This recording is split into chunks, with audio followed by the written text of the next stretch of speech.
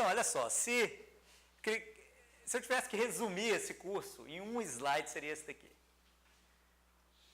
Essa é uma tirinha, tem um autor, é possível que a gente tenha que editar isso por causa de copyright depois, mas tem um autor que eu gosto muito, chama Tom Gold, que escreve para o New Scientist e para o The Guardian.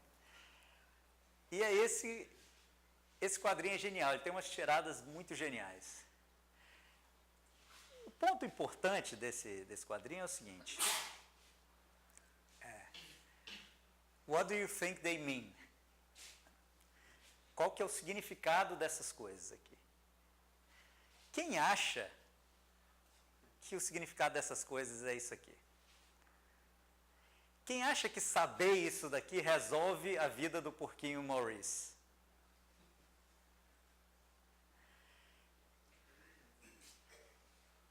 Isso daqui é a descrição da semântica no sentido formal, né? A semântica no sentido formal como um mapeamento de um conjunto de símbolos. A semântica no sentido formal é um mapeamento de um pedaço de matemática em outro pedaço de matemática, né? Um conjunto de símbolos, um tipo de gramática que descreve quais são os símbolos válidos e como é que a gente pode combinar esses símbolos, uma determinada estrutura de modelo. Ou seja, está dizendo, esse conjunto de string aqui é interpretado como um subconjunto do meu universo de indivíduos, vamos dizer assim. O que isso resolve a vida do porquinho Maurice? Saber que Bacon é um subconjunto daquele domínio de interpretação. Esse é um ponto importante, porque, de cara, slide 3, eu quero marcar a diferença entre o que é chamado de formal semantics e real world semantics, ou ontological semantics. Isso daqui é secundário a isso daqui. Isso daqui só pode ser feito, só faz algum sentido, uma vez que a gente tenha resolvido aquele primeiro ponto ali. Que entender o que resolve a vida do porquinho é saber que o presunto, o bacon e a salsicha são produtos feitos com carne de porco, né? E que é entender a relação entre aqueles produtos, a constituição daqueles produtos, um tipo de relação de dependência histórica com indivíduos do tipo o qual ele instancia, as intenções do fazendeiro. É isso é essa semântica que o porquinho tem que estar interessado. É entender o que isso significa nesse sentido aqui, né?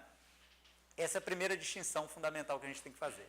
A segunda, e aí já vou fazer essa distinção e depois eu vou falar que quando eu usar a palavra ontologia, eu estou usando na soma dessas duas coisas. Porque do ponto de vista filosófico, existe uma diferença entre o que é chamado do ontological problem, problema ontológico, a questão ontológica. A ontologia, num dos sentidos que é aplicado em ontologia, uma tradição que é muito ligada a um filósofo chamado William Van Orman Quine, que é a ideia de que a ontologia é o que existe. Hein, Marcelo? Rapaz, eu guardei essa cadeira aqui para você. Ó. Vamos improvisar aqui. Desculpa, pessoal, boa tarde. Chegando de BH. Tudo bem?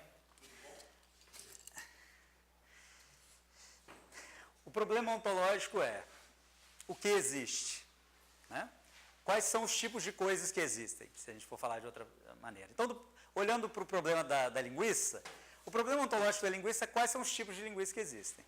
E aí a gente pode criar taxonomias de tipos de linguiça, dizendo, olha, variando de tamanho, de ingredientes, de processo de produção, de historicamente, de onde veio a receita dessa linguiça. A gente pode usar todos esses critérios de diferenciação para criar diferentes modelos que tentem responder a essa questão. Quais são os tipos de linguiça existem? Esse é o problema ontológico. O outro problema é o problema metafísico. O problema metafísico é completamente diferente. Não é responder quais linguiças existem. É o que é uma linguiça. Que a resposta é: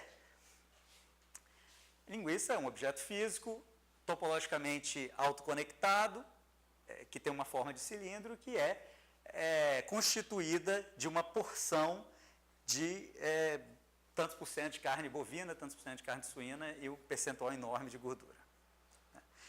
Esse problema metafísico, percebe que é um pressuposto, uma pré-condição para a gente responder a questão ontológica. A gente só pode responder quais são as ontologias que existem quando a gente souber o que é, quais são as linguiças que existem, quando a gente souber o que é uma linguiça.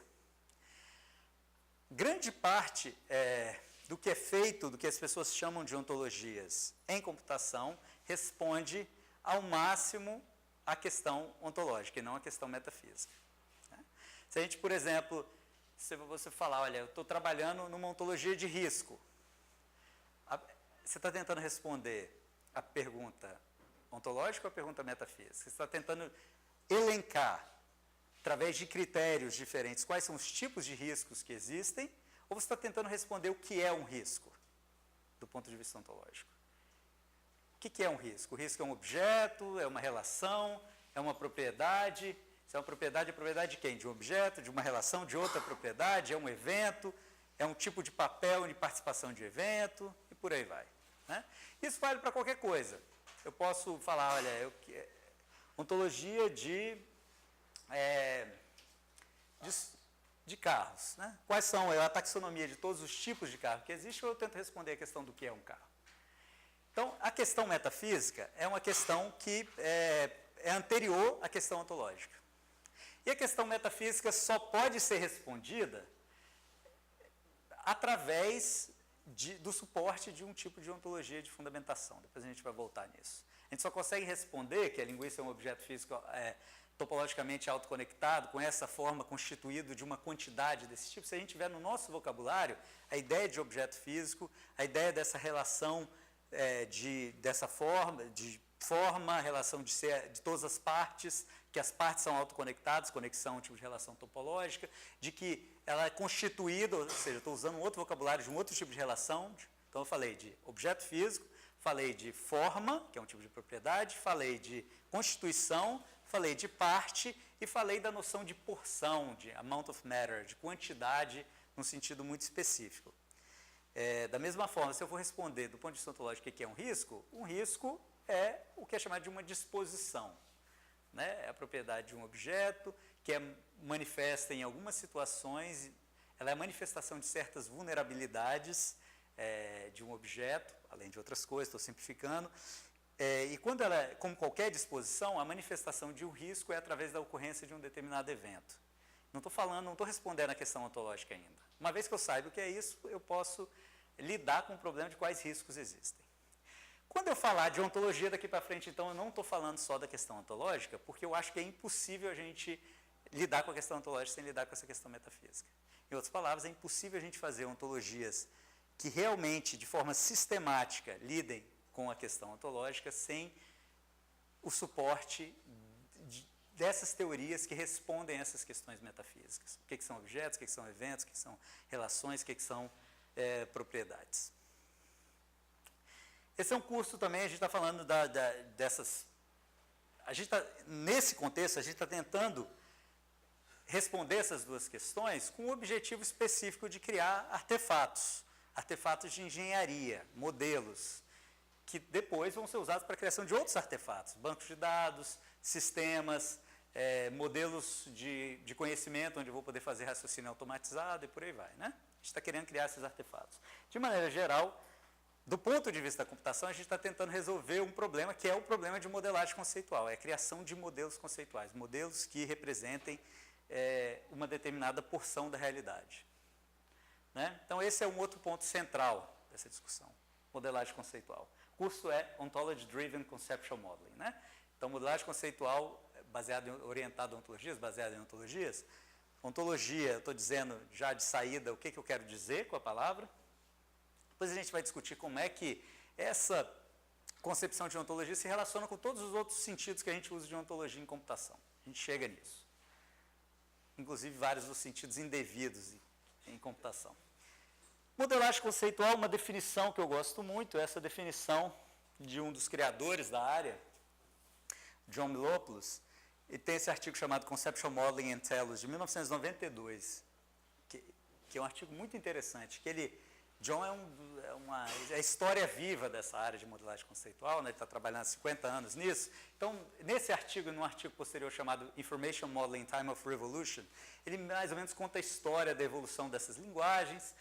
E eu acho que esse parágrafo captura de uma maneira muito rica os principais pontos do que é modelagem conceitual e de como que isso se relaciona com a ontologia. Ele fala, olha, modelagem conceitual é a atividade que de descrever aspectos do mundo físico e social com o propósito de compreensão e comunicação.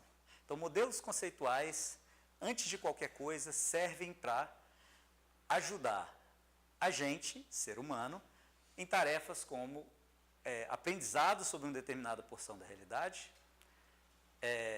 para a gente se comunicar sobre isso, para a gente negociar significado sobre aquela determinada porção da realidade e para a gente resolver problemas, né? Problem solving.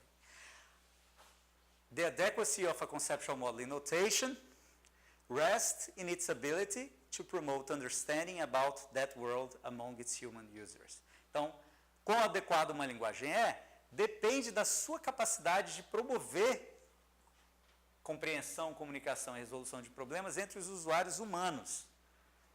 O foco é no ser humano. Só existe semântica porque existe ser humano. Né? Esse é um dos pontos interessantes feitos naquele experimento do sala chinesa, do Chinese Room, do John Searle. A ideia de que uma das coisas, no final, depois a gente pode discutir esse Chinese Room, que é interessante, mas assim, um dos pontos do argumento filosófico não existe semântica dentro da sala, só existe semântica fora da sala. Né? Vou resumir a história do Chinese Room. Imagina uma sala que tem só um lugar onde você passa o envelope, ninguém tem acesso àquela sala, e você chega lá com uma mensagem em chinês, enfia pelo envelope e recebe de volta respostas em chinês. O que você não sabe é que dentro daquela sala tem uma biblioteca gigantesca de livros com casamentos de padrão, e um exército de pessoas que conseguem pegar aquela sua mensagem em chinês e ir num livro onde diz exatamente qual outra mensagem você tem que colocar no papel para responder aquele padrão que está acontecendo ali. Então as pessoas estão lá não fazem a menor ideia do que aquelas mensagens significam, eles só são extremamente eficientes para achar essa correlação entre o conjunto de símbolos que você recebeu e o conjunto de símbolos que você tem que dar de volta. Obviamente, o Chinese Room é uma alegoria para o computador, né? para uma máquina de Turing. E o ponto dele é que as pessoas dentro da sala chinesa não fazem a menor ideia do que aqueles símbolos significam. E é também verdade que dentro de um... Quando a gente... Semântica nasce disso daqui, né?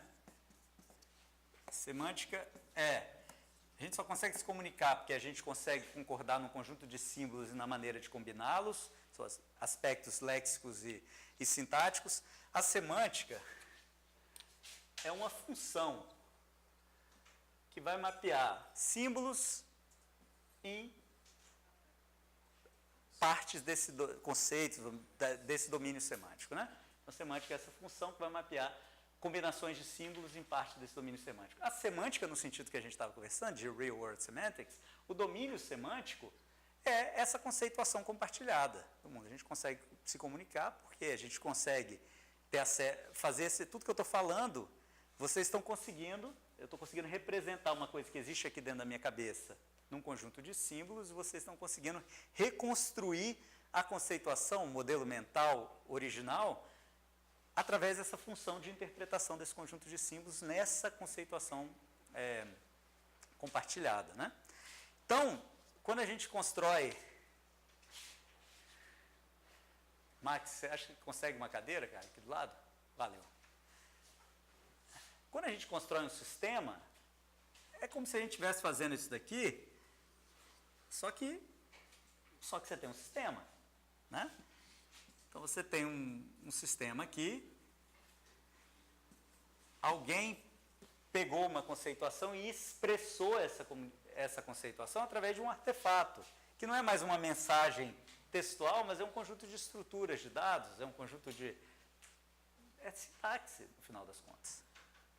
E o que quer que aconteça aqui dentro, por exemplo, o o que é que aconteça dentro daquela Chinese Room ali, se tiver 1000 pessoas achando padrões e mostrando outros padrões, esses padrões só têm significado à medida que esse outro indivíduo olha para o resultado desse processamento e atribui significado a ele. Né? Então, não existe semântica ali dentro. Um dos pontos que o John Searle coloca, que eu concordo, é que o computador, no sentido de uma máquina de Turing, é tão eficiente exatamente por causa disso. Porque ele só faz isso, porque ele só faz casamento de padrões, né? Só faz processamento de símbolos. Então, não existe semântica dentro do computador. Nesse sentido, a ideia de web semântica funciona como uma metáfora interessante, mas não como uma expressão verdadeira do significado da palavra. Né? Eu acho isso importante porque eu acho que é isso que é anterior a qualquer coisa. A gente só consegue, se a gente não conseguir criar esse artefato como uma representação fidedigna daquela conceituação compartilhada, não interessa o que acontece aqui dentro, porque o significado está nesse processo de tradução dessa conceituação compartilhada num artefato, que vai fazer inferências, vai processar informação, vai processar símbolos, vai fazer casamento de padrões e que no final vai te mostrar um conjunto de símbolos que adquirem significado à medida que alguém do lado de cá consegue reconstruir a conceituação original que foi expressa por aquele conjunto de símbolos. Claro isso? Então, antes de qualquer coisa, um modelo conceitual tem que servir. Dos atributos de qualidade do modelo conceitual é fidedignidade à conceituação que ele se propõe a representar. Os aspectos todos computacionais desses modelos são secundários. Essa é uma questão que a gente vai voltar várias vezes. Obrigado, Cris.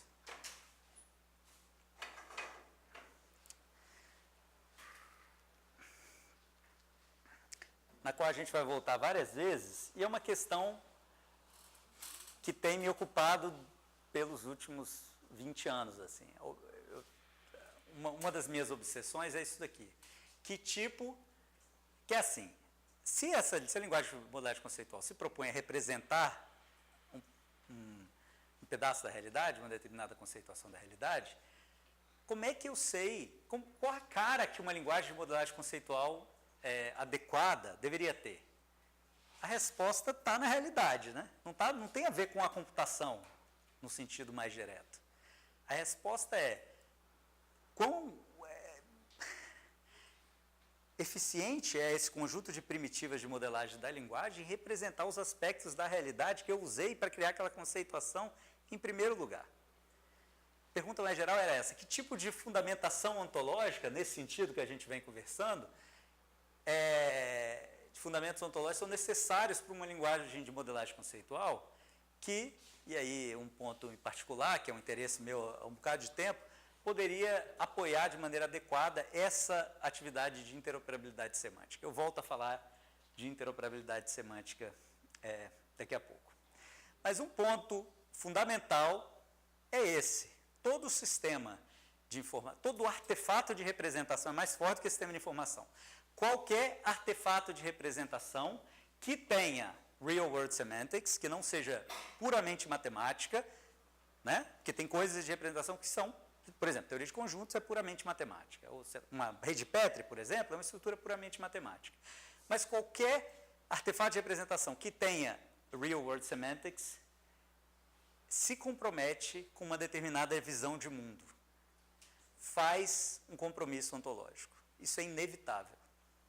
Então, um sistema de... Imagina que eu tenho um banco de dados aqui, mundano, que representa, que eu fiz lá em Java, e representa transplantes. Um banco de dados para controlar transplantes de órgãos e eventos de transplantes que aconteceram e as pessoas que participaram desempenhando que papéis. Esse sistema incorpora uma determinada teoria sobre o que são transplantes. Ela está respondendo aquela questão ontológica que a gente tinha conversado. Está dizendo, ó, nesse mundo aqui, nesse meu micro-universo aqui, existem pessoas que podem estar vivas ou mortas, que podem desempenhar esses papéis de cirurgião, de doador, de receptor, né, de um órgão, e que, desempenhando esses papéis, eles podem participar em transplantes. Existem essas coisas. Né? Dependendo dessa linguagem aqui, se ela não for completamente neutra do ponto de vista ontológico, ela responde mais do que a questão ontológica. Ela responde a questão metafísica também. Ela vai dizer qual é a natureza desse cara aqui, qual é a natureza desse cara aqui. São do mesmo jeito ou não? Né? Se é um objeto, se é um evento, o que quer dizer ser um objeto, ser um evento? O que quer dizer você desempenhar o papel no escopo de um evento? Mas a gente faz isso. Essa é a primeira takeaway message.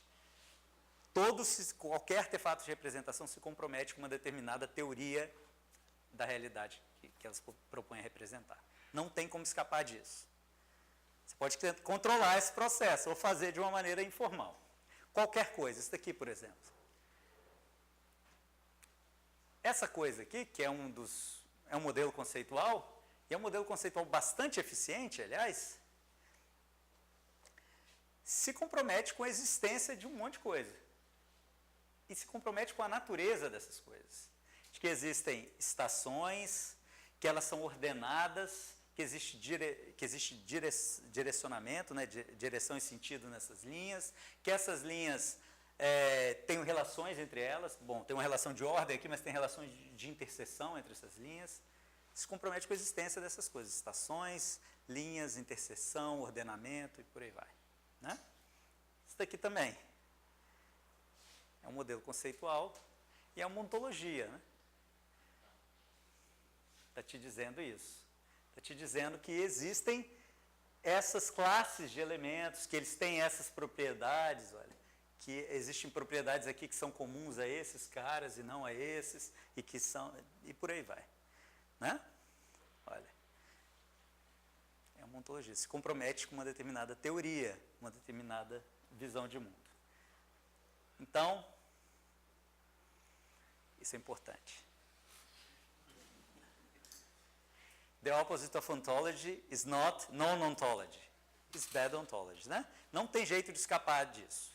Então, não tem como não fazer ontologia, mesmo que seja de maneira completamente informal e sem saber o que você está fazendo. Toda vez que você faz modelagem conceitual no curso de análise de sistemas, de engenharia de requisitos, você cria um modelo, um diagrama UML, você está fazendo ontologia.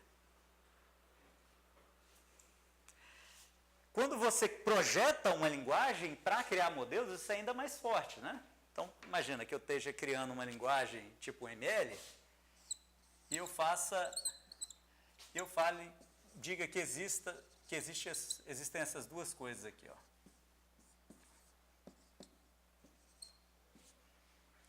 Então, existe uma coisa aqui, isso aqui, eu estou me comprometendo com uma determinada teoria de relações todo-parte, né? Estou dizendo, existem esses dois tipos de relação todo-parte no mundo. Existe composição e agregação. O que quer dizer isso? Qual a diferença dos dois? Hein? Composição é quando é obrigatório. Agregação... Mas agregatório eu poderia representar só com a restrição de cardinalidade, né? Dizer que todo A tem necessariamente um B como parte, todo A tem necessariamente um C como parte. E vice-versa, eu poderia usar a restrição de cardinalidade para isso também, né? Nesse sentido. B não existe se fizer parte de A. B não existe se não fizer parte de A. Ou seja, é o contrário? Vocês estão provando o meu ponto, né? Uma bagunça, né? Ou tem a ver com essa história de não compartilhamento das partes, né? Non-shareability of the parts, assim que a parte não pode ser parte de mais de um todo e tal. Ou isso uma coisa implica a outra, ou não implica a outra. Confusão. Eles tentam fazer uma ontologia, tentam criar uma ontologia sobre relações todo-parte, mas sem ontologia por trás, sem ontologia no sentido agora de uma disciplina por trás. E aí fazem um negócio que é completamente... que é uma maluquice, uma bagunça esse negócio. A gente vai voltar a falar disso, é completamente errado. A gente tem vários pontos para a gente comentar e atacar o ML nesse sentido. Já que a ontologia é inevitável, parece sensato a gente reutilizar 2.400 anos de conhecimento acumulado, né? Ao invés de reinventar a roda. Porque a gente vai inventar a roda quadrada, porque a gente não tem 2.400 anos. Se vocês tivessem olhado para o que existe na literatura existe uma área, relações todo parte em ontologia, no sentido de filosofia, existe desde Platão. Existe uma área formal chamada mereologia desde o começo do século XX, né? Nelson Goodman, Leshniewski, no começo do século XX, várias teorias formais belíssimas, tem toda uma riqueza enorme de teorias formais sobre o que significa uma coisa ser parte da outra, né? Qual a relação entre as partes e por aí vai. Então, é isso que a gente não quer fazer, a gente não quer fazer a roda quadrada, né? A gente não quer reinventar as coisas. Então, todo artefato de representação se compromete com uma determinada visão de mundo, uma teoria sobre a realidade, e o que a gente quer é controlar essa teoria, fazer isso de maneira sistemática. É usar todo esse conhecimento acumulado, não só da área de ontologia formal no sentido da filosofia, mas de lógica filosófica, de ciência cognitiva, de linguística, porque todas essas áreas se propõem a, de alguma forma, falar um pouco sobre isso, sobre como a gente articula esses modelos da realidade, para construir esses modelos de uma maneira que seja ágil, estável e consistente. A primeira coisa que a gente quer garantir é isso, é uma consistência interna dessa nossa teoria. O problema piora quando a gente tem que interoperar, interconectar sistemas, né? Esses artefatos, de maneira geral. A gente tem que fazer esse banco de dados, ou esse sistema, ou essa organização, tem que conversar com outro sistema agora. Por que esse problema é maior? Porque se todo artefato de representação incorpora uma determinada teoria sobre a realidade, diferentes artefatos criados por pessoas diferentes, em diferentes pontos do espaço e tempo, vão representar teorias diferentes. Principalmente se eles partiram de um processo de construção desses modelos que é completamente artesanal, vamos dizer assim, né? Se você não está usando todas essas teorias para construir essas suas teorias de domínio aqui, que falam de uma conceituação específica, a chance de você chegar à mesma teoria é muito pequena, né? Mas mesmo que você estivesse usando, essas teorias vão ser diferentes porque elas vão lidar com pontos de vista diferentes, com granularidade diferente, com coisas desse tipo. Mas é um pré-requisito para resolver esse problema de interoperabilidade semântica, que é a única interoperabilidade que interessa, o resto a gente faz para poder ter essa daqui, né? É entender como é que essas duas teorias sobre transplante se relacionam. Então, esse banco de dados fala de transplante, aquele fala de transplante, e o problema é como é que essas duas visões de mundo se relacionam, como é que a gente consegue harmonizar essas duas visões de mundo, né?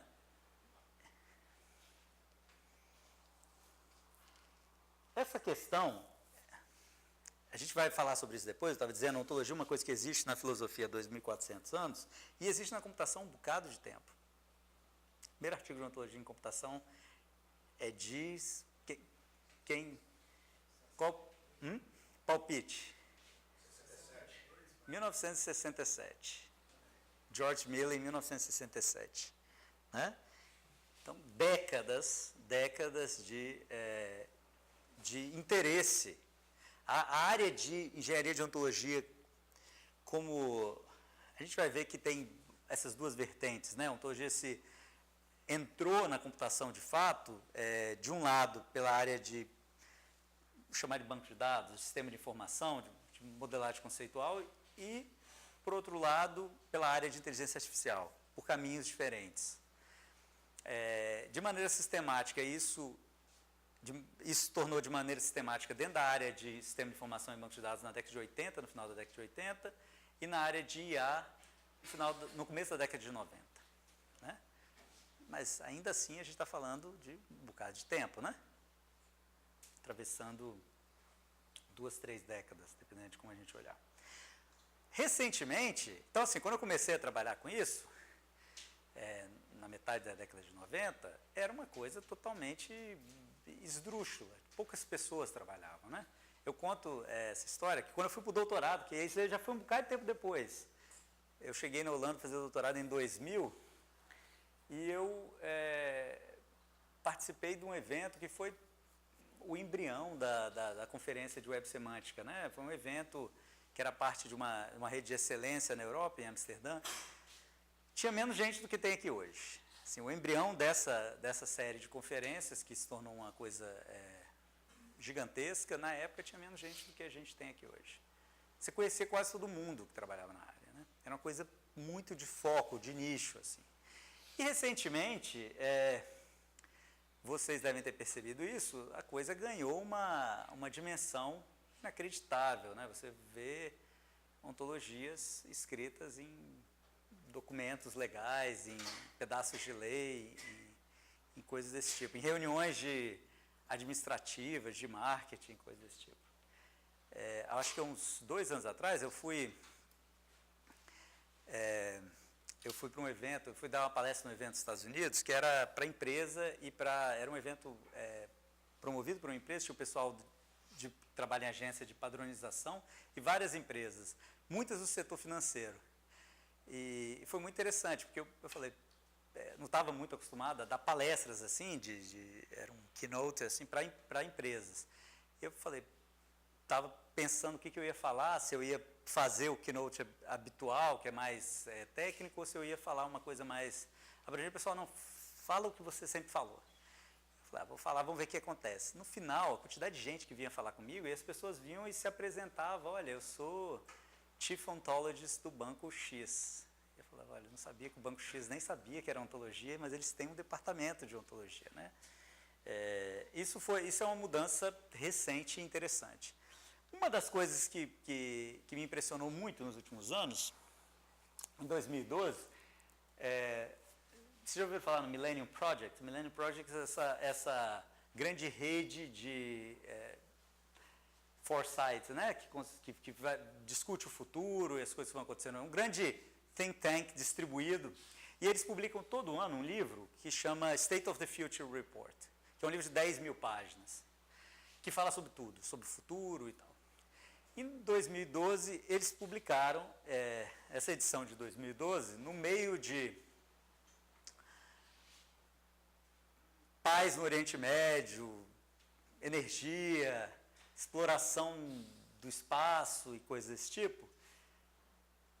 Tinham 51 páginas dedicadas à ontologia e à formação de ontologistas. O mais impressionante é que tem uma revista que chama The Futurist, que faz um resumo dessas 10 mil páginas e escreve um artigo de 5 páginas, que é uma revista lida por policymakers assim, do mundo inteiro, né? Faz um resumo de 5 páginas dos pontos mais importantes dessas 10 mil páginas. E a ontologia apareceu nessas 5 páginas. Da seguinte forma, The Futurist dizia, olha, the fast-growing science of ontology could exert a greater impact on humanity than the rise of the internet. Ontologies allow for data to interoperate and machines to make inference. A primeira parte parece exagerada, né? Que a ontologia poderia ter um impacto na humanidade maior do que a internet. Parece exagerada, mas parece exagerada quando você pensa em ontologia como um artefato. Quando você pensa como um modelo em OWL. Se fosse isso, é óbvio que seria exagerado, seria alucinado, né? Mas não é disso que eles estão falando. O valor dessa tecnologia, ele está relacionado ao tipo de problema que ela se propõe a resolver, né? Ao valor do problema que ela tenta resolver. E a dica está aqui, né? Interoperabilidade. Ao falar que a ontologia pode ter um impacto dessa magnitude, está falando do tamanho do problema, que é esse problema de interoperabilidade, e a importância social que isso tem. Né? Interoperabilidade semântica é o maior problema que a gente tem que resolver daqui para frente. Nos próximos 10 anos, a maior coisa que a gente tem que tentar, o maior problema que a gente vai ter que lidar como pessoas trabalhando na área de computação é esse daqui. Custo, a maior parte do dinheiro em TI no mundo é gasto com problema de interoperabilidade, né?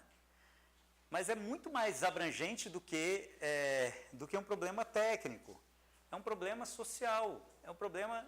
a questão é, todas as questões interessantes que a gente tem que responder do ponto de vista de ciência, de organização, de governo, do ponto de vista social, a gente só consegue responder se a gente conseguir colocar juntas, unir informações, associar informações que existem em silos de informação que foram criados de maneira completamente concorrente, autônoma ao longo do tempo.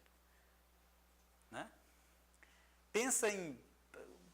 Para o pessoal que trabalha em governo, isso é muito óbvio, né? Pensa em qualquer questão que você queira responder. Pensa nessa daqui, olha.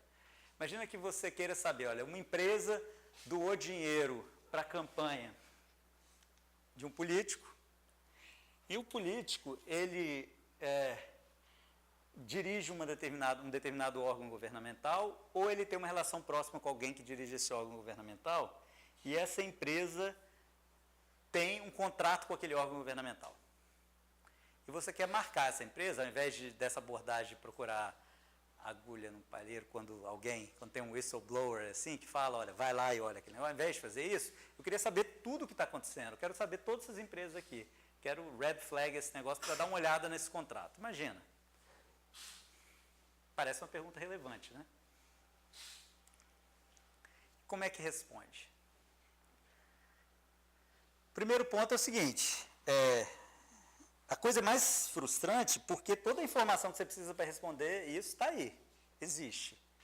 E é pública, inclusive, para responder essa pergunta. Tem uma questão aqui, que é uma questão que tem a ver com a semântica dessas... O que quer dizer ter uma relação próxima com, né? O que quer dizer, qual que é a semântica de dirigir um órgão governamental? Tem um aspecto temporal da campanha, da doação da campanha, tem uma relação de transitividade dessa relação de direção, você tem influência em todo mundo que é seu subordinado, tem a estrutura disso daqui que está mudando no tempo, tem a semântica dessas relações aqui, esse é um problema. O outro problema é que, apesar dessas informações todas existirem, elas existem em vários silos de informação separados que foram criados de maneira concorrente, autônoma ao longo do tempo. Então, olha, isso aqui, você tem várias fontes de dados pessoais, né? Os cartórios e rede social. Você tem todas essas informações sobre campanha e doação de campanha, né? Você tem todas essas informações sobre estrutura organizacional do governo. E você tem todas as informações sobre contratos terceirizados. Tudo isso existe. Mas existem 4, 5, 6 sistemas diferentes. Né? E esse problema de interligar essas coisas não é um problema trivial, gente. Qualquer pessoa que tenha trabalhado com isso... na prática, sabe do nível de complexidade disso daqui. O pessoal do governo tem inúmeros casos que eles podem contar para vocês depois. Eu me lembro de um caso que me marcou muito, sei lá, na época que eu ia nas reuniões lá do IPING em Brasília, que o João tinha me convidado, acho que tem uns 10 anos isso, um pouco menos, mas eu me lembro dos casos, assim, eu tinha um caso que eu achava muito forte, era o pessoal falando era um modelo global de dados, o SERPRO, né, que eles tinham que integrar 14 sistemas diferentes, 14 áreas diferentes, e a ideia era usar o conceito de órgão para integrar isso tudo, porque todos eles, tudo no governo é órgão, né? Se vocês são lotados em órgão, dinheiro vai para órgão, e por aí vai. Contratos são feitos com órgão governamental, e por aí vai.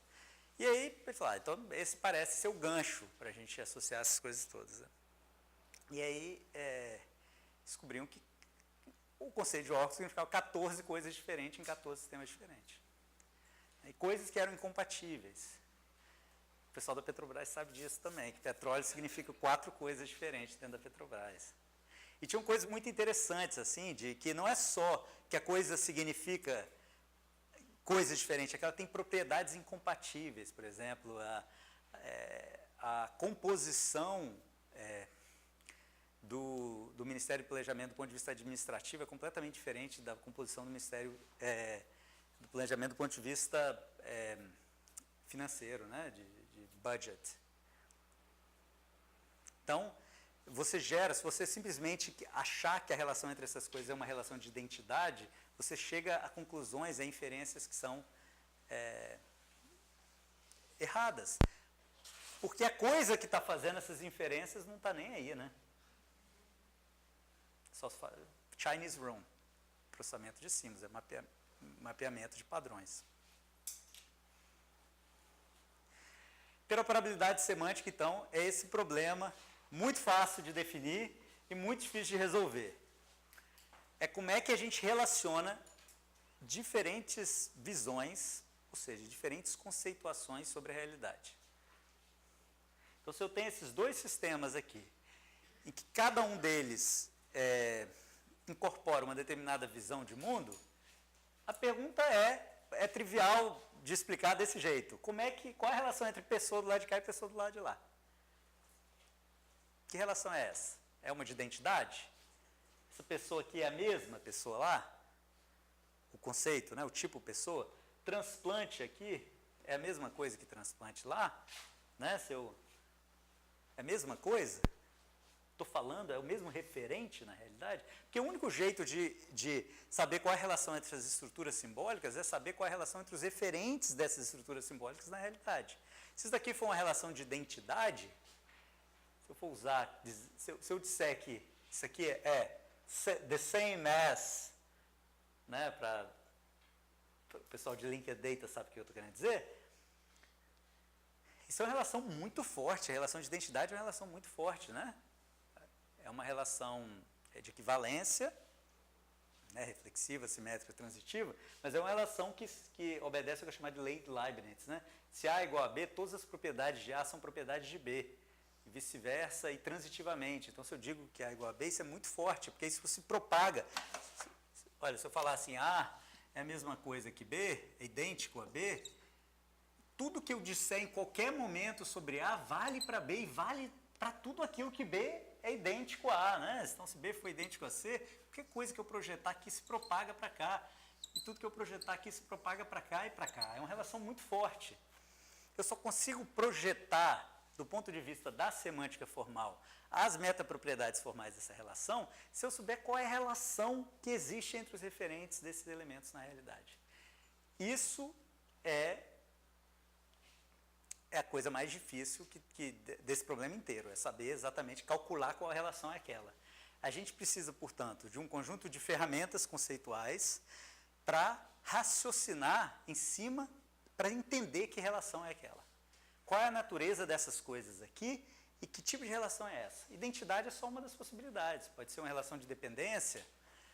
Que tipo de dependência? Dependência genérica, dependência específica, dependência existencial, dependência histórica? Especialização, composição, constituição. Eu preciso desse toolbox conceitual, ontológico, para poder raciocinar com essas relações.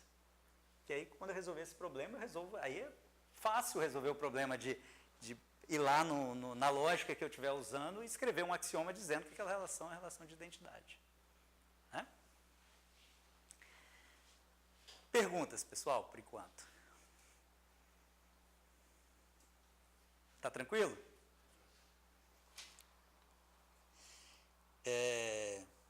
Estava pensando que a gente, em algum momento, tinha que fazer um break, né? A gente vai de 1 a 5. Já está nesse momento? Vocês estão cansados? Faz daqui a pouco, daqui a meia hora? Daqui a meia hora a gente faz. Então tá bom. Então, um ponto importante aqui era esse.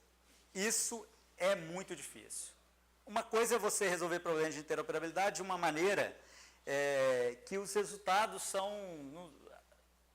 Se acontecer algum erro, isso não vai ser muito crítico, né? Isso é mais ou menos o que a gente faz, por exemplo, com recuperação de informação. Então, assim, se eu coloco uma coisa lá na web e vem uma coisa que não é exatamente aquilo que eu estava procurando, a consequência disso é pequena porque eu vou filtrar esses resultados, porque eu estou usando aquilo só como uma fonte de informação.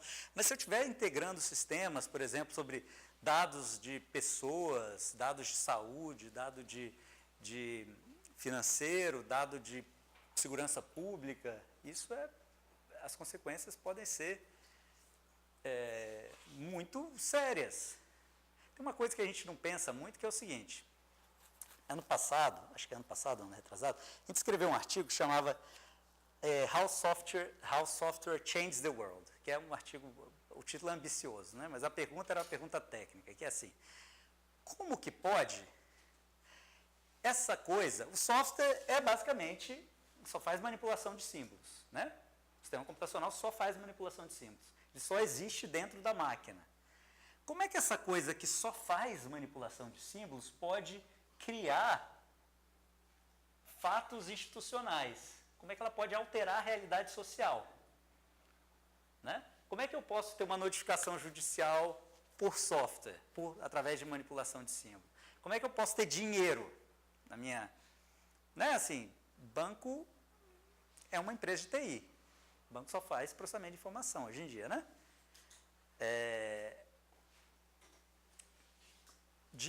Né? Você pensa, o que é que faz com que aqueles registros criem, na realidade social, o fato institucional de que eu tenho tanto na minha conta, ou que eu tenho direito a essa propriedade, ou que eu sou casado com essa pessoa.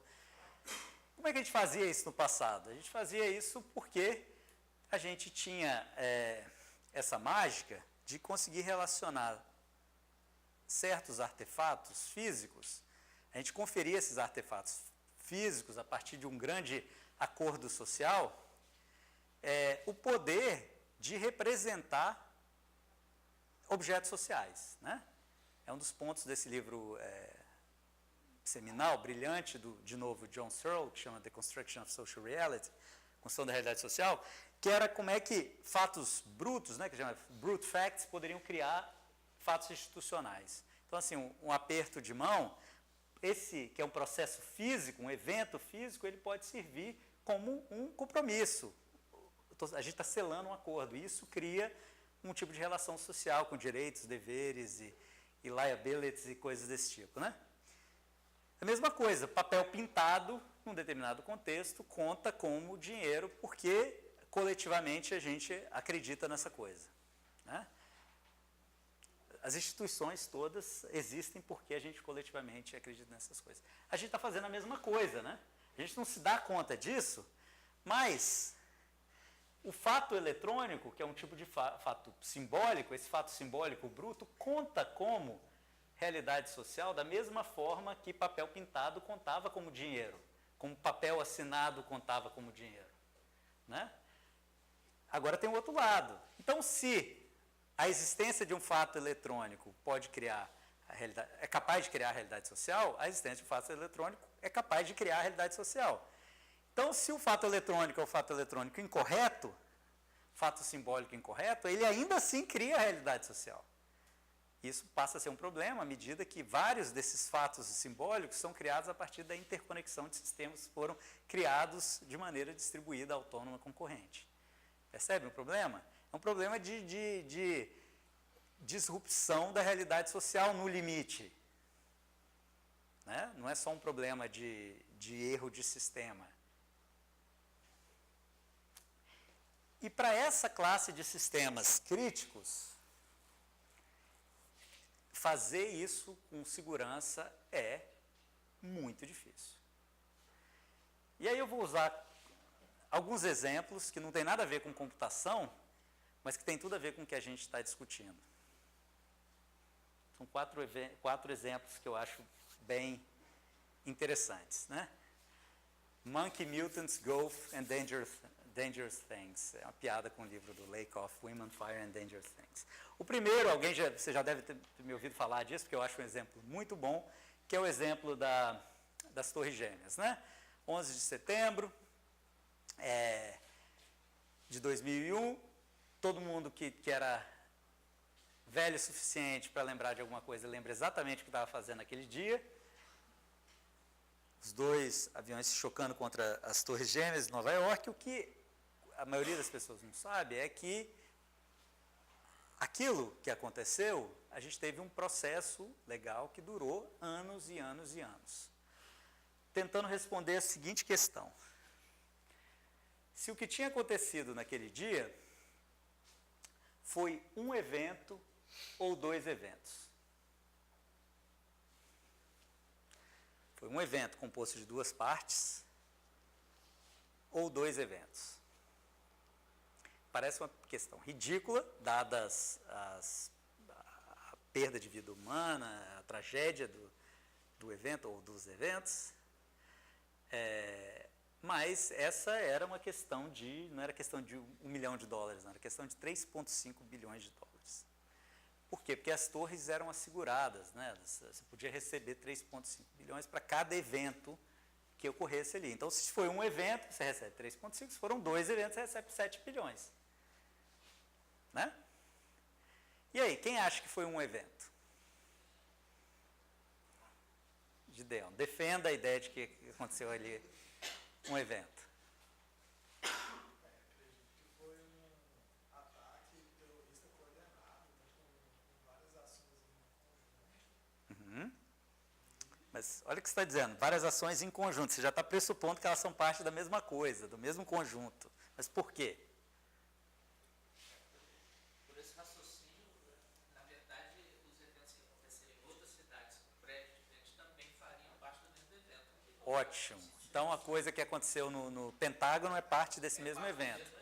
Essa é uma consequência de acreditar nessa visão. Ótimo. Quem mais? Quem mais acha que foi um evento só? Quem é que está fazendo o papel do advogado da seguradora? As torres gêmeas eram 7 prédios, na verdade, 7 ou 8, não em 2. Estavam segurados. É por prédio ou por Não, por evento, por evento. evento? Sim. O que está escrito... Foram dois por quê?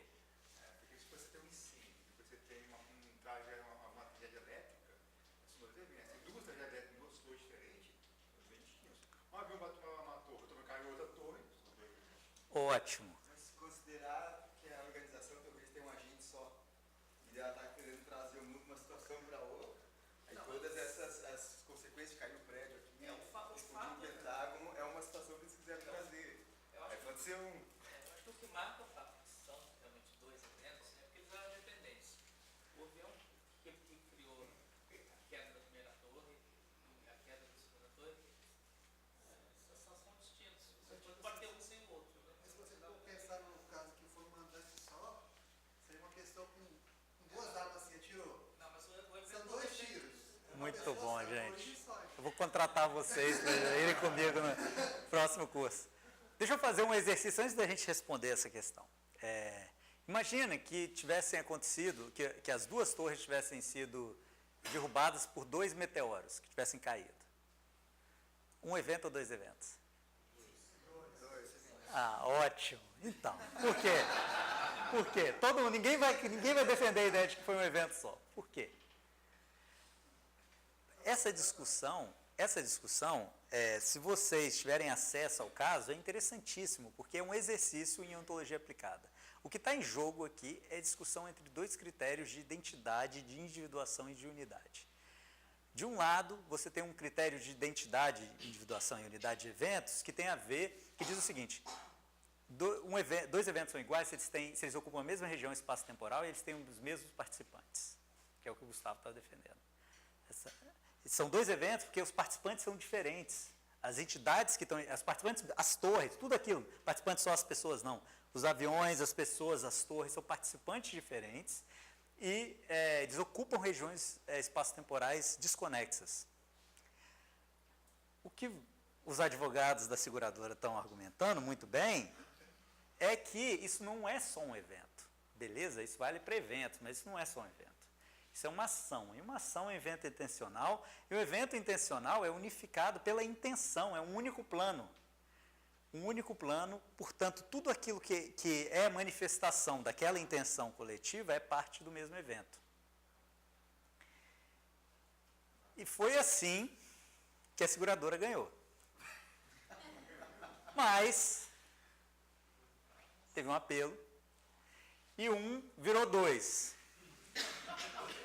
Como é que os advogados agora das torres conseguiram convencer nesse como é que chama isso?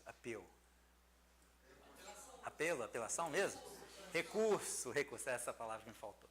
Recurso, como é que eles conseguiram convencer a corte, né?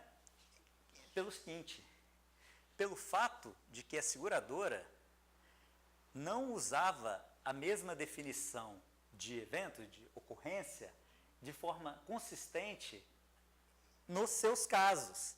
Eles mudavam a semântica da definição de ocorrência da maneira que fosse mais conveniente. Então, esse era o ponto que o Jacu estava falando, que é interessante, que é o seguinte: se você pode fazer escolhas na sua visão de como que você recorta a realidade. Tem várias visões de mundo aqui que são diferentes e que são válidas. Mas uma vez que você faz essas escolhas, você tem que viver com as consequências dessa escolha. Você não pode dizer... Um ponto que ele falou, que é interessantíssimo, que é importante, é assim: se você fala que esse evento é unificado pelo mesmo plano, tudo aquilo que aconteceu é parte agora do mesmo evento, que aconteceu no Pentágono, o avião que foi derrubado, aonde? Na Pensilvânia. Tudo isso é parte do mesmo evento. Né? João. A discussão desse caso específico é uma discussão ontológica ou epistemológica? É uma discussão ontológica. Porque a gente não está discutindo o conhecimento que as pessoas têm sobre o que aconteceu. A gente está discutindo a natureza do que aconteceu. Né? É realmente uma discussão sobre diferentes critérios de individuação e de unidade das coisas. Qual é a definição de evento que eu estou assumindo nesse contexto, que eu estou pressupondo nesse contexto? Que eventos são definidos pelos seus participantes e pela região espaço-temporal que eles ocupam, ou eventos intencionais são manifestações de planos de agentes. Metafísica antes de qualquer coisa, né? Metafísica antes de qualquer coisa. A gente está tentando responder exatamente a natureza do que é esse fenômeno, né? Mas a interpretação do que é um evento é epistêmica. Então, essa é uma questão interessante, que volta àquela discussão que a gente estava tendo sobre realidade...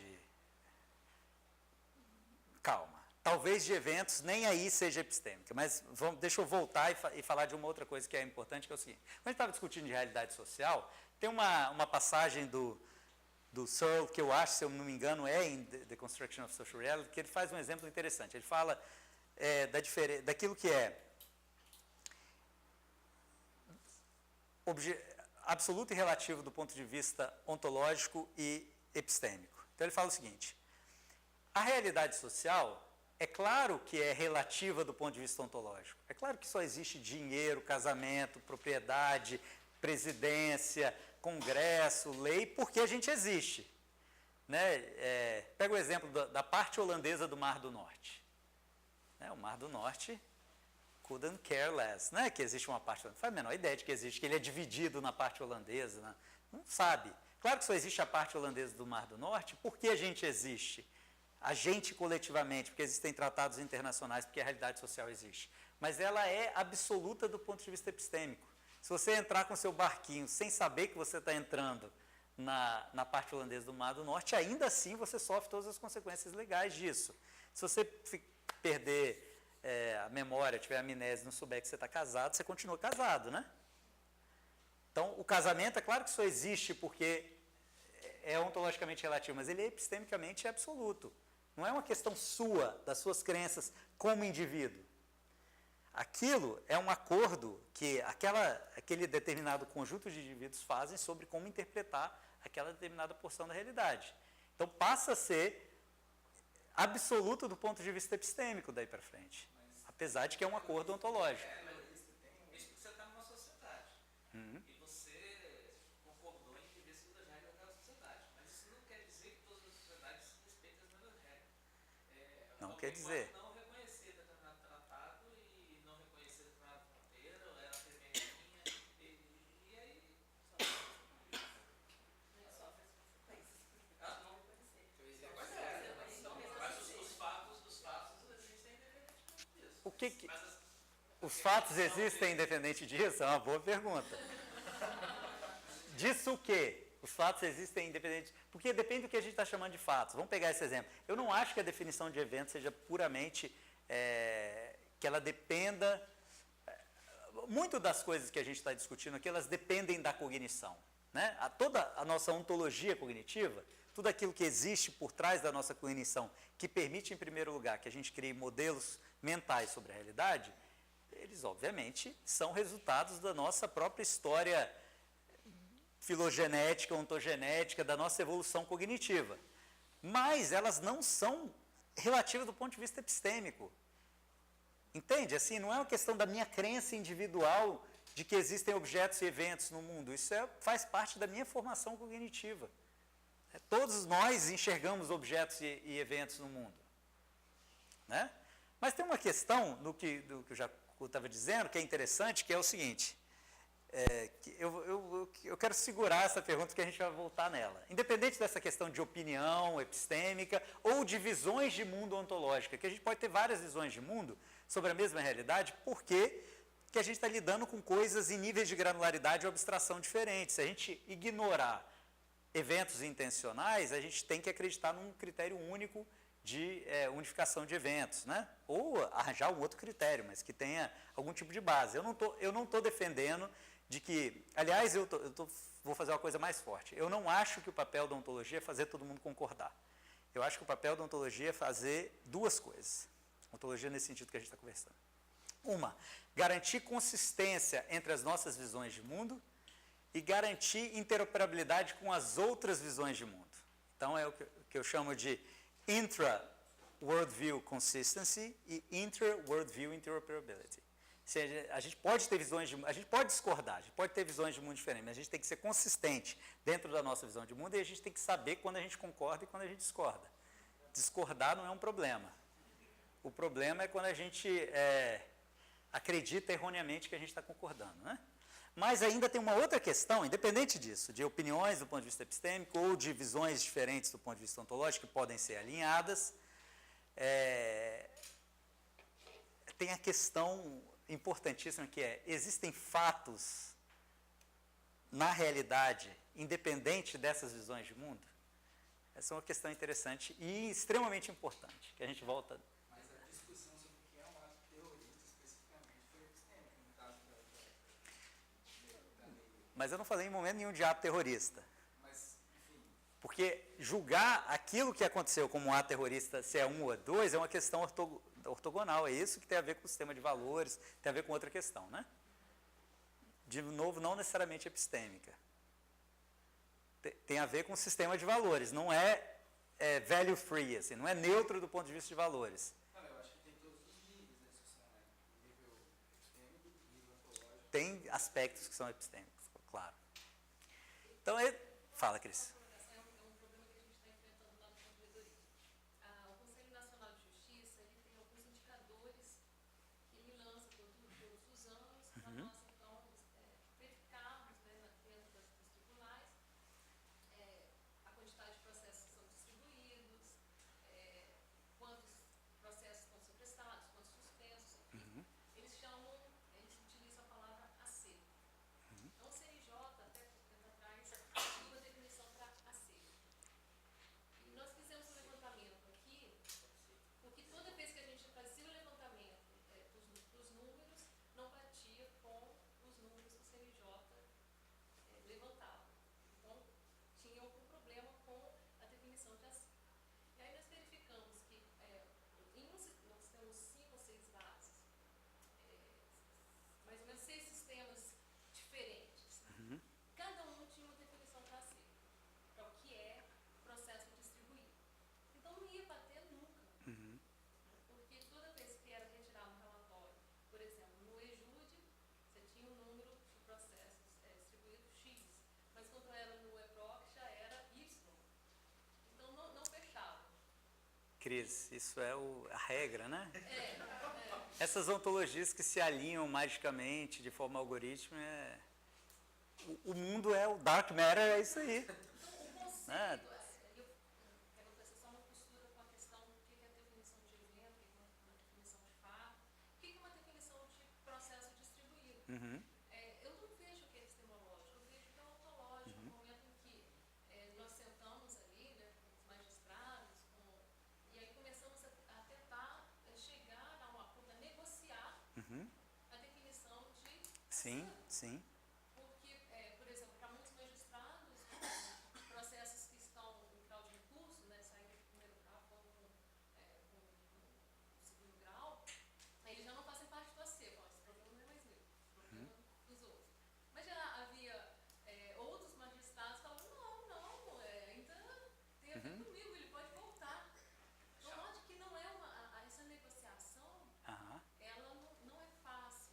pedaço de ontologia social mesmo, né? E olha que, né, se você está tratando com juízes, o problema é mais sério ainda, porque eles têm, às vezes, visões completamente opostas de determinada coisa e não tem nenhuma disponibilidade em achar um meio do termo.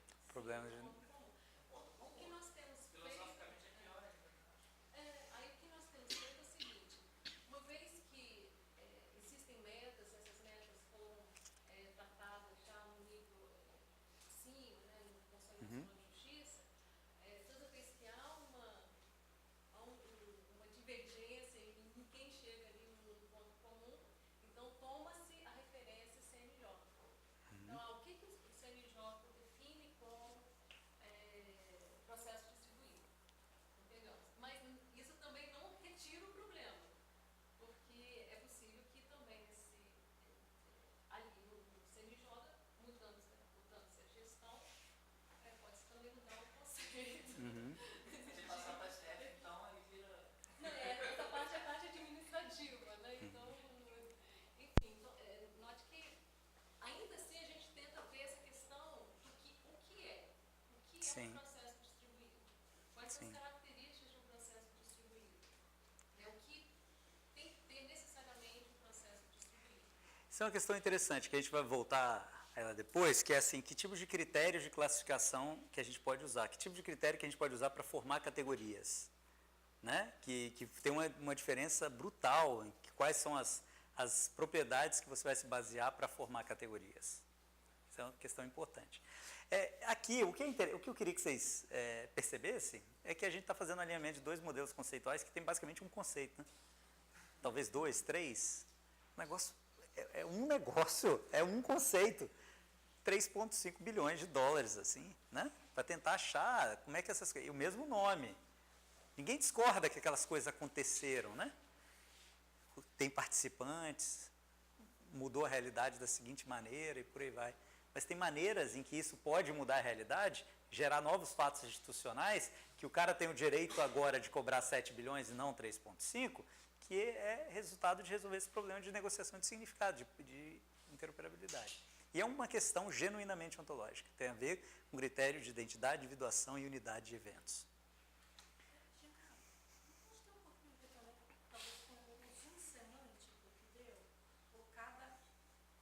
Cada avião que bateu na torre é um evento atômico, parte de um evento complexo.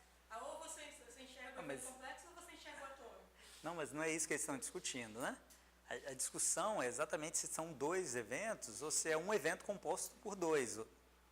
Ninguém está discutindo que aqueles dois eventos fazem parte do... Quer dizer, está discutindo exatamente isso, né? Que os dois eventos aconteceram, mas a discussão é se eles fazem parte de um outro evento ou não. Né? Provavelmente a seguradora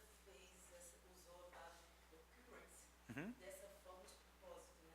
Igual ali. Depois eles apelaram, porque exatamente só usa da forma que convém. Chegou num momento difícil desse, agora... Esse é um outro ponto importante, eu vou voltar a isso depois. No primeiro grau eles ganharam ontologia, no segundo grau eles ganharam... Exato. Esse evento é interessantíssimo. Esse exemplo é interessantíssimo. A gente pode ficar discutindo aqui um bocado de tempo. Vamos lá, vamos para o segundo exemplo. O segundo exemplo tem a ver, que é a coisa mais comum que existe, tem a ver com classificação de produtos, né?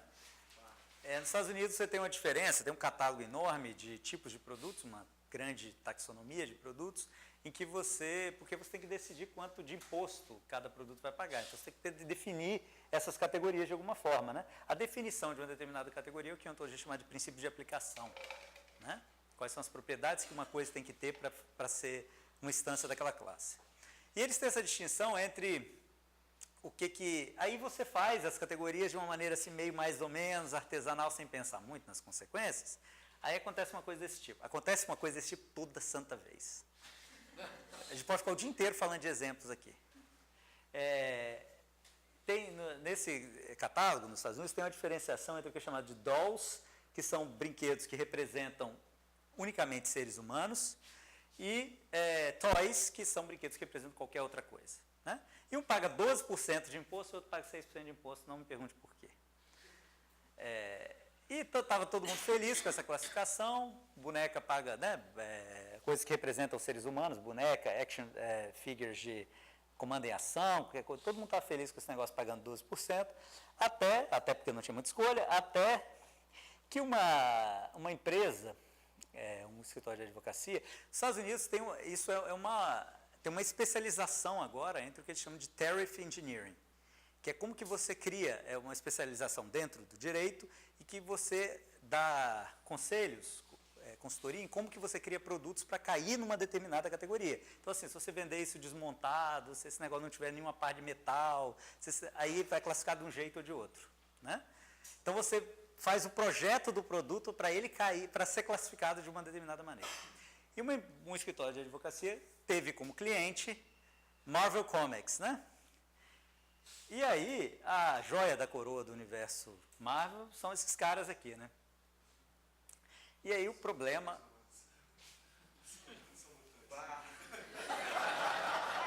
Sacaram?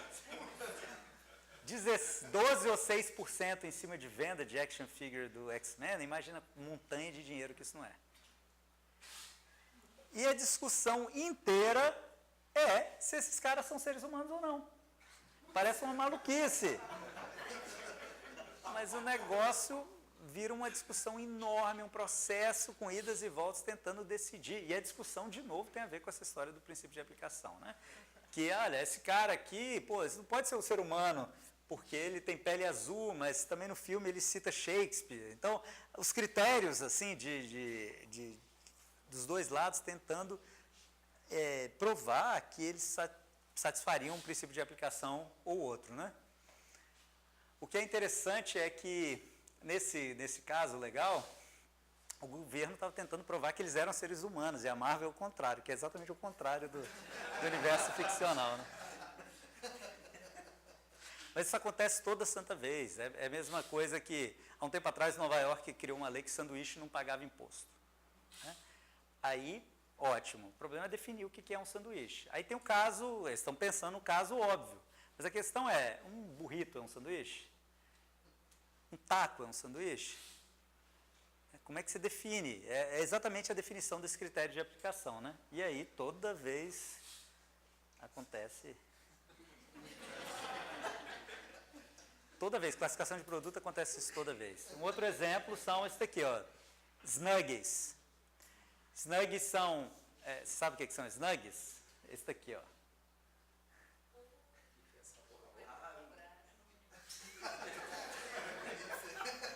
É uma coxa, como é que chama isso? Um blanket de vestir.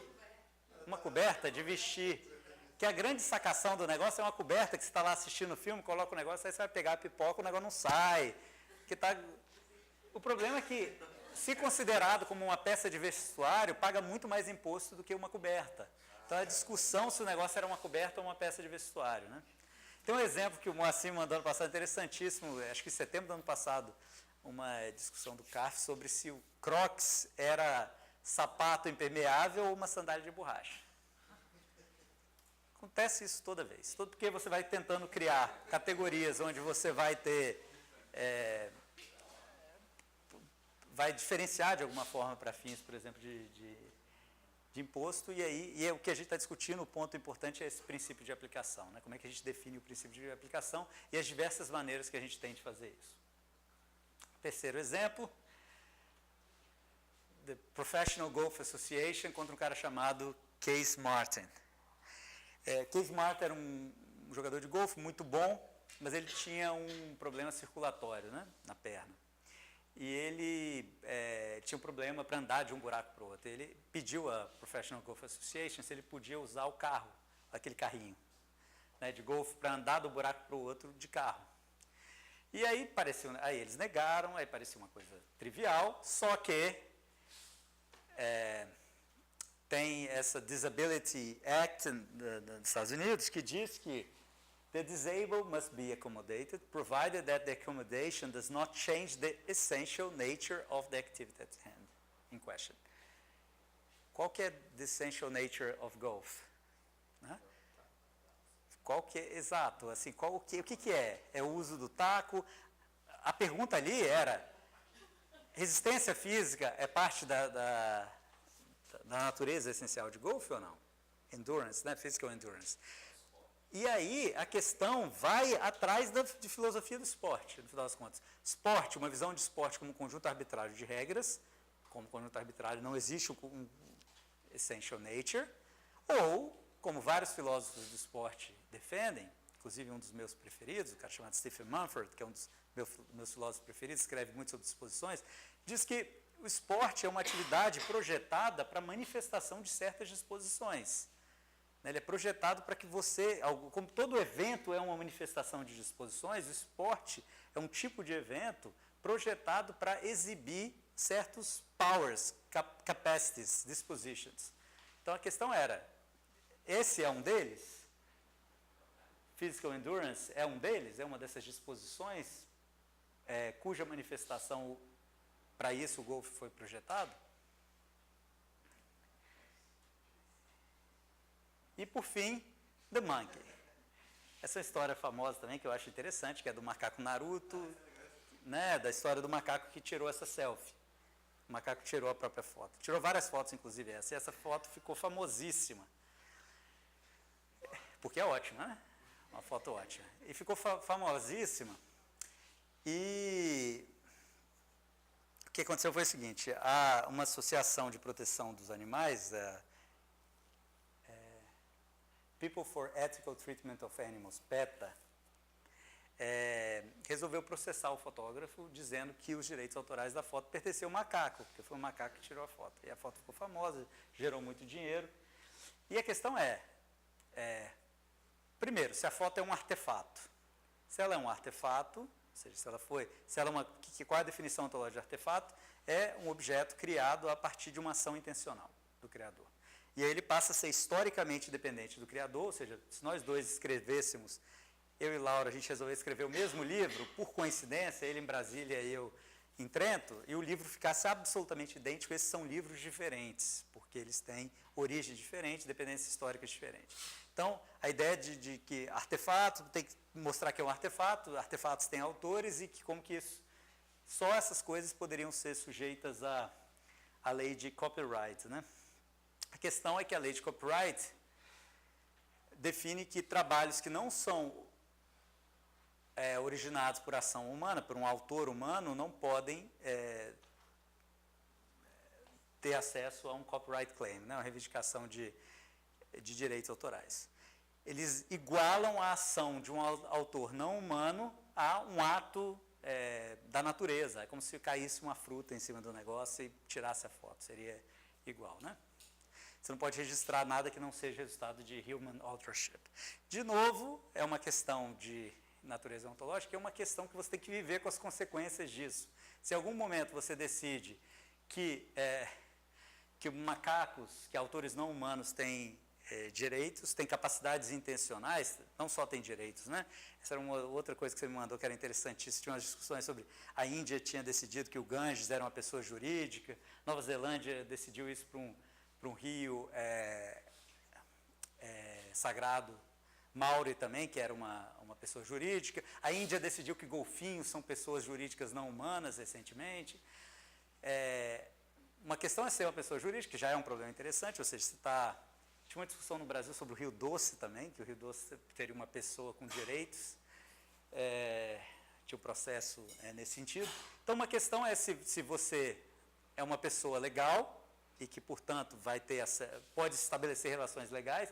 A outra, ainda, é se você tem capacidade de intencionalidade, portanto, de criar artefatos intencionais, né? De todo modo, é uma discussão que vai por um caminho de uma discussão ontológica. O que é interessante nesses 4 exemplos, e em muitos outros que a gente citou rapidamente, é o seguinte. Primeiro, que não existe dúvida sobre the brute reality, sobre o que de fato acontece. Né? Ninguém está discutindo, ali no exemplo das Torres Gêmeas, de que aqueles aviões bateram nas torres. Quase ninguém. Né? Ninguém seriamente está discutindo. Tem umas teorias conspiratórias e tal, mas ninguém está seriamente questionando que aquilo aconteceu. A questão é como é que você recorta a realidade, a mesma realidade bruta ali, usando um determinado sistema de categorias. Né? Como é que você extrai da realidade uma determinada conceituação, os fatos. O segundo ponto é que, assim, que existem múltiplas visões da mesma realidade. Você pode recortar coisas diferentes usando diferentes sistemas de categorias.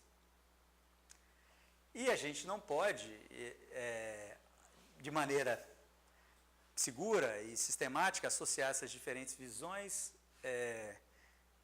A gente precisa de um suporte adequado, conceitual, teórico, para associar essas diferentes visões, né? Porque elas podem conflitar. O terceiro, que é importantíssimo, é esse daqui, que não é uma questão empírica. Não tem nenhum experimento no mundo que a gente poderia fazer para resolver essa questão. Não tem nenhum experimento que a gente poderia fazer para decidir se foi um evento ou dois. Simplesmente não é uma questão empírica. Essa questão só pode ser resolvida, é um processo, através de um processo de esclarecimento conceitual e de negociação de significados, usando um sistema de categorias definido a priori. É porque a gente, a priori, concorda na definição de eventos que a gente vai chegar, vai criar essas visões, vai unificar essas visões, ou não vai unificar essas visões, mas, de qualquer modo, vai viver com as consequências desse recorte que a gente vai fazer. Simplesmente não é uma questão empírica. Um quarto ponto que eu queria fazer, mas a gente vai fazer isso depois do intervalo, é o seguinte, que também não é uma questão puramente lógica. Não é uma questão de formalismo. A lógica, a teoria das categorias, as várias teorias algébricas que a gente pode usar, ou qualquer tipo de linguagem formal, elas são extremamente úteis para ajudar a gente a descrever essas conceituações, uma vez que a gente estabeleça essas conceituações. O resultado dessas conceituações, que a gente consiga definir a consistência interna, verificar a consistência interna dessas conceituações, e que a gente consiga estabelecer relações com outras conceituações. Mas a lógica é completamente neutra do ponto de vista ontológico, e, portanto, ela não tem como dar nenhum suporte para a construção sistemática dessas conceituações, nem para defender uma conceituação em particular. Todos esses critérios que resolveram esses problemas todos que a gente discutiu são critérios de natureza ontológica. Nenhuma lógica é capaz de resolver isso. Percebe? A lógica, não adianta eu ter uma estrutura matemática super rigorosa e poderosa e fazer aquilo que a gente fez no segundo slide, né? O mapeamento não resolve a vida do porquinho Maurício se eu mostrar um conjunto de morfismos para ele, né? Não é isso que resolve. Isso ajuda, uma vez que eu saiba qual é a conceituação, como é que eu vou descrever de maneira precisa. Não ambígua, mas a resposta não está ali, não está na lógica. A lógica é secundária também. Beleza? Então, vamos fazer um intervalo. Tem uma cantina aqui do lado, a gente pode ir lá tomar um café, alguma coisa desse tipo.